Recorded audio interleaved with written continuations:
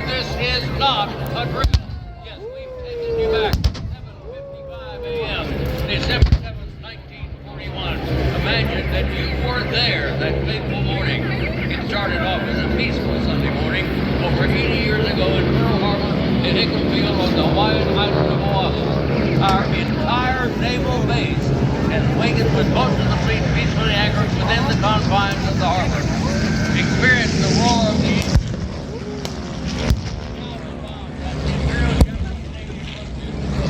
Reagan formation launches the first wave of 189 fighters and bombers from Japan's first air fleet, led by Japanese Captain Uchida.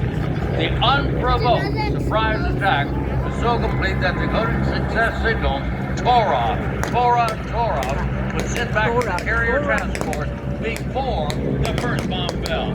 A single remote radar station called the incoming raider, but took them for a flight of B-17s to enter the mainland. The B-17s arrived, and like America itself, find themselves in a war that had not yet been declared. The attack was from the Japanese aircraft carriers, Akagi, Akaga, Hiru, Toru, and the two new carriers, the Shogun and the Sweep. The plan was simple: to destroy the Pacific Fleet. The raid lasted for a little over 2 horrific decades. In the Pacific Theater, the story of the attack on Pearl Harbor unfolds in front of you. When the first bombs began to fall, pilots all over the island at Wheeler Field, Lieutenant Philip Proctor woke to the sound of bombs, jumping out of bed, strapping on a 45 caliber pistol over his purple pajamas. See all aircraft on the flight line were ordered to be wingtip to wingtip, on alert for days, with guns loaded, except for this Sunday morning. They were unloaded to prevent mishaps. The Japanese zeros, bells, bomb planes, most of them were on fire or destroyed, except for a couple of P-36 Hawks. Rasmussen was joined by 4 more P-36 pilots: Lewis Sanders, Barry Brown, Gordon Sterling, and Malcolm Mike Moore. They took off to engage the attacking Japanese and managed to shoot of their zeros, bells, and Ks. The number of enemy aircraft were incredibly overwhelming. Meanwhile, elsewhere on the island, Kenneth Taylor and George Welch were just returning from an all-night dinner dance and poker party. These great pilots, still in their formal dress wear, raced to a couple of P-44 Hawks, one that you see in front of you flying. They got them off the ground, fueled and armed, and took off. They hit them fuel and engaged the zeros, valves, and gates rounds from their 30 caliber machine gun, all they had.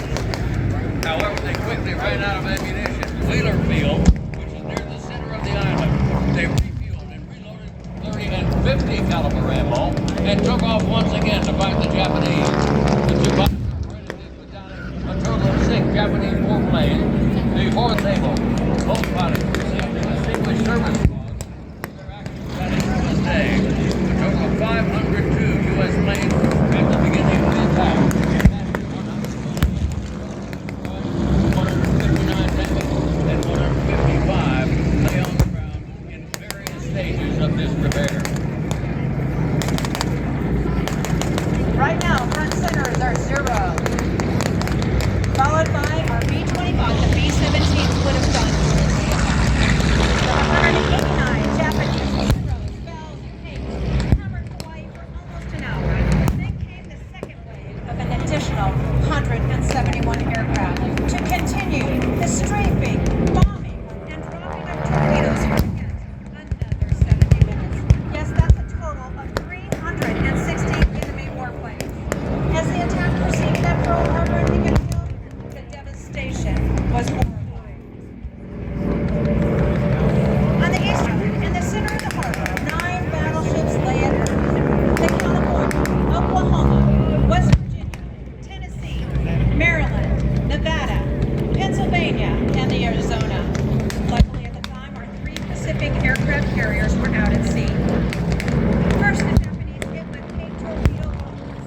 Initially, the Capes hit 5 of our battleships: the Oklahoma, California, Nevada, West Virginia, and Utah.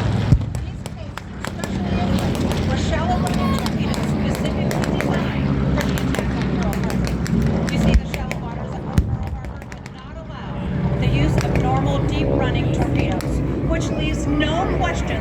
was a well thought out plan and not a surprise attack. Right here in the middle is our P-36 Hawk.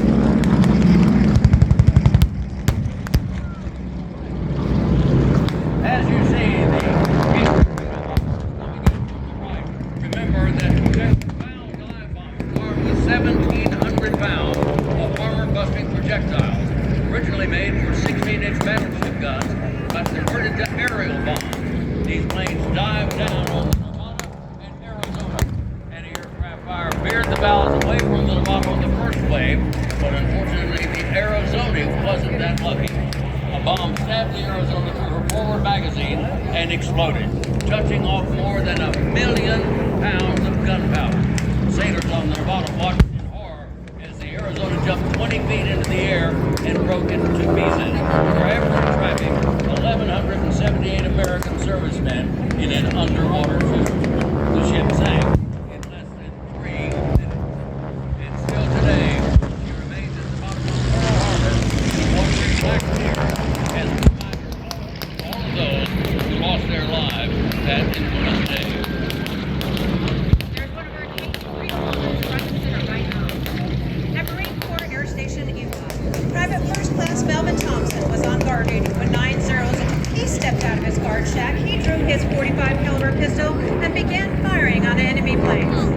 A Japanese pilot, Yoshio Shida, saw Thompson firing back at them. Years later, Shiga remembered Thompson's tenacity and fighting spirit, describing the lone Marine as the bravest American I've ever seen. All over the island, soldiers were bringing weapons to verify anything they could get working. Their .45 caliber pistols are spring-filled rifles, just like you see the guys racing up and down in front here. In some cases, our soldiers were able to get 30 and 50 caliber belt-fed machine guns into action, bringing down airburst, derogatory, Japanese, Zeros, Bells, and Takes.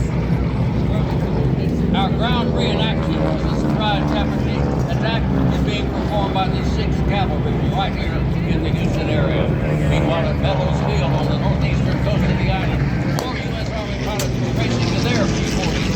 Unfortunately, Japanese Zeros appeared at the same time and started sweeping around. One P-40 pilot was killed as he stepped into his cockpit. 2 other P-40s as they got off the ground.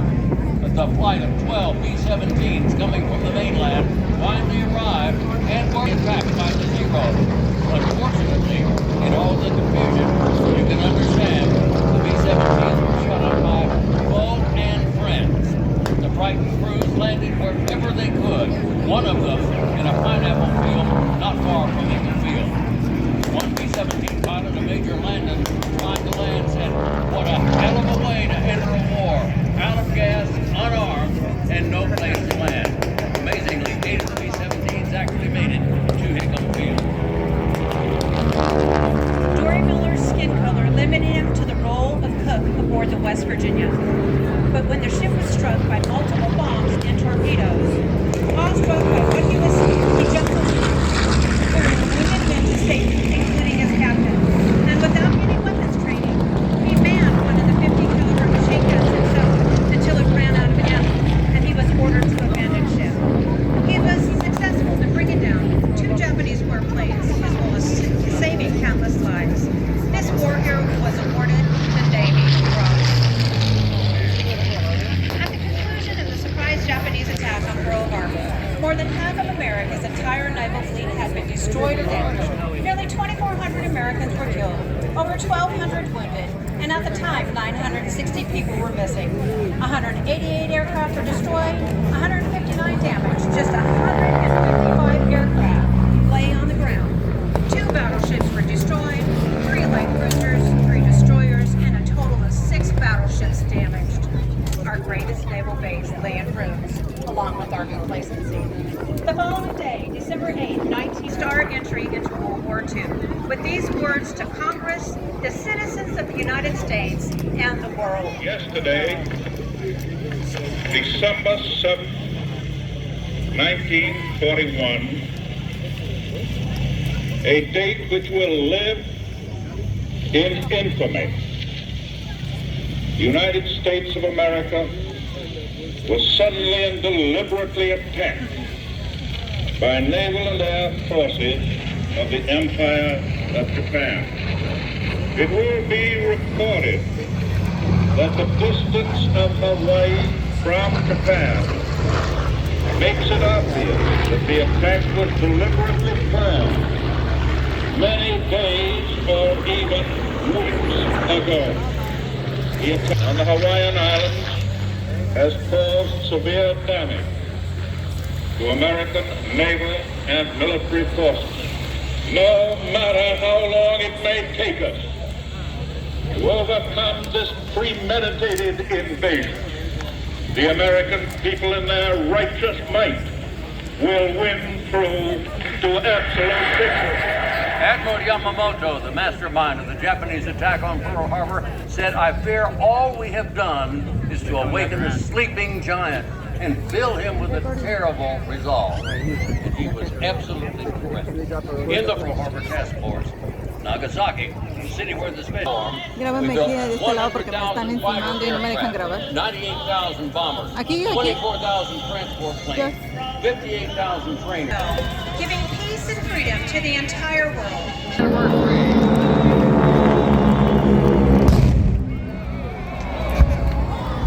Tora, Tora, Tora. How about that, huh?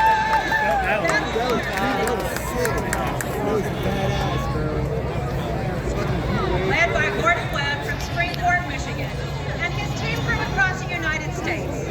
Jim Poole, Jason Bartley, Dan Stallings, Sophie Say, Martha West, We got the most important part. Shannon Jones, We got the most important part. Mitchie Ryan, Amber Johnson, That's got recruitment, John bro. Wolf, Yeah. Dougie Hartman, Troy Walker, my son Colin Walker, and Tommy Greenrich.